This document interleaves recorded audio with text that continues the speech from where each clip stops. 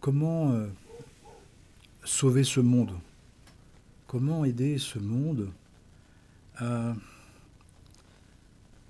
à se réaliser, à ne pas s'autodétruire? Une des réponses possibles, c'est d'avoir la pleine joie d'avoir été créé. On nous dit dans les enseignements que si nous avions, comme au début des temps, comme avant la chute, avant l'exil, avant l'oubli, la pleine et entière conscience de d'avoir été créé par amour, par miséricorde, cette joie-là, cette complétude, ferait que on aurait envie de vivre simplement, de garder l'essentiel, mais de vivre humblement et modestement, et le plus de l'offrir, de le partager, de le donner, de le rendre, pour ceux qui n'ont pas forcément l'essentiel, pour ceux qui n'ont pas suffisant, n'ont pas suffisamment, pardon. Ce qui fait que on nous dit que l'on détient la clé de beaucoup de résolutions de souffrances, de peines, de rancœur, de conflits. Parce que quelqu'un qui décide de lui-même ou d'elle-même de vivre l'essentiel, et le plus, de comprendre que le plus qu'elle peut avoir, c'est pour aider les autres, pour soulager les autres, pour rendre aux autres, eh bien, participe pleinement au changement de ce monde, à guérir le monde, à soulager ce monde. Et à vrai dire, ça dépend de chacun et chacune d'entre nous. Bien évidemment, ça veut dire que nous sommes tous et toutes invités à garder l'essentiel pour une vie simple, une vie modeste, et le reste de l'offrir, de le partager, de le rendre à chacun et chacune. Et c'est là où on peut vraiment intervenir, c'est là où on peut vraiment aider les êtres, changer les choses. Puisqu'il est dit que justement nos capacités, nos qualités, nous devons les mettre au service du bien commun, en conservant un minimum pour vivre correctement. D'ailleurs, c'est assez incongru de voir que parfois on peut consommer, on peut se faire plaisir, alors que on voit bien que le monde souffre énormément, peine énormément. Et nous en sommes co-responsables. Nous sommes responsables de la manière dont on utilise ses biens, ses avoirs, ses capacités, ses possibilités. Nous en sommes comptables, nous en sommes redevables.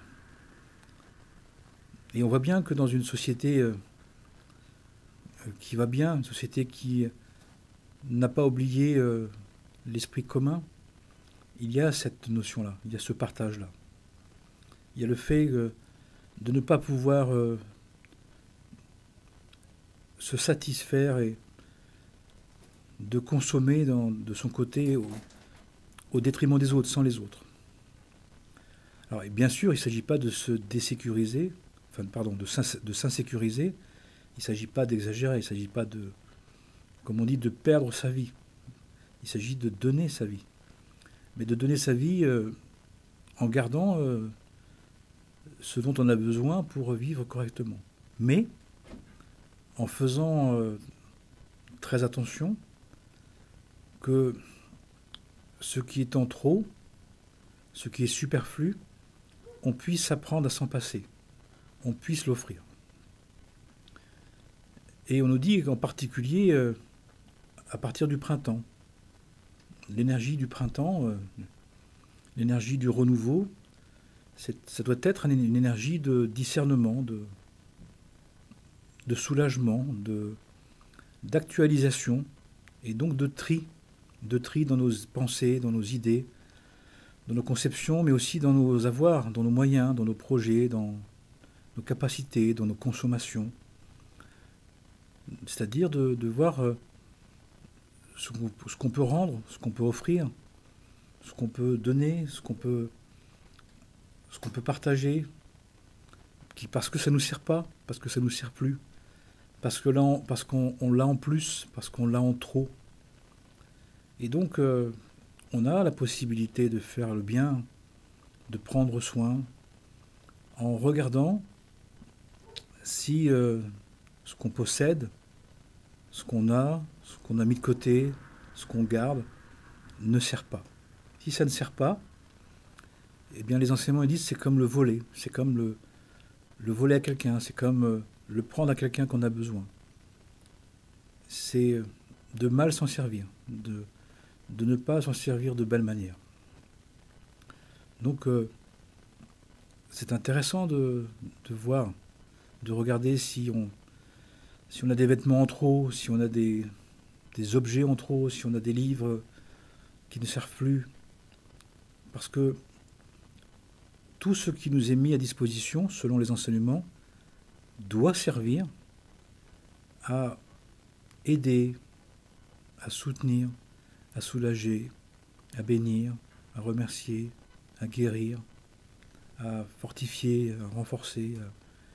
Et donc nous avons regardé ça. Et j'ai remarqué qu'assez souvent, quand les personnes commencent à dire j'ai ça, j'ai ça, j'ai ça, il y a la plupart des fois, quasiment tout le temps, quelqu'un qui en avait besoin, quelqu'un qui en a besoin. Mais ça veut dire aussi que ça nous invite à sortir d'une forme d'idolâtrie des objets, d'accepter que ce que nous avons est là, que Dieu nous l'a donné, nous l'a confié, pour en faire quelque chose de bien, pour aider, pour soulager. Et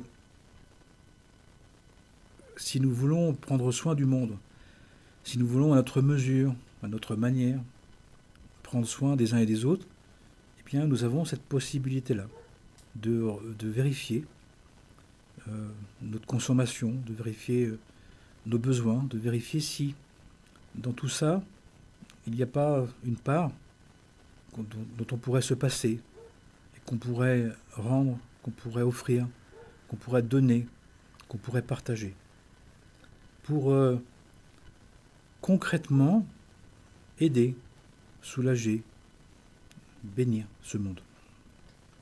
C'est bien l'objectif d'un croyant, et même d'un connaissant, de quelqu'un qui sait que nous sommes là pour ça.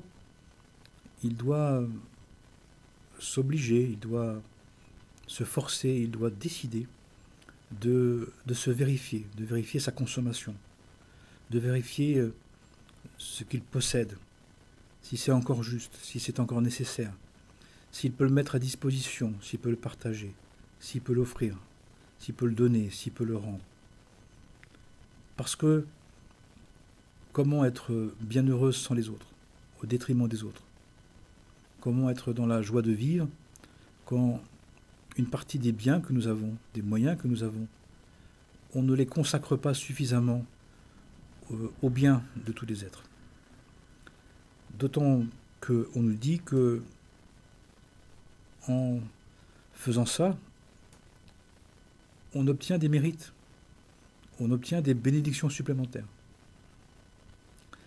Quand j'accepte de partager, de rendre, de donner, d'offrir ce dont j'ai plus besoin, ce qui ne me sert pas, ce qui ne me sert plus, parfois ce qui ne m'a jamais servi, mais que je l'offre, je le donne, eh bien, Dieu me récompense, Dieu me donne de la vitalité, de la compréhension, de la douceur, m'enlève des épreuves.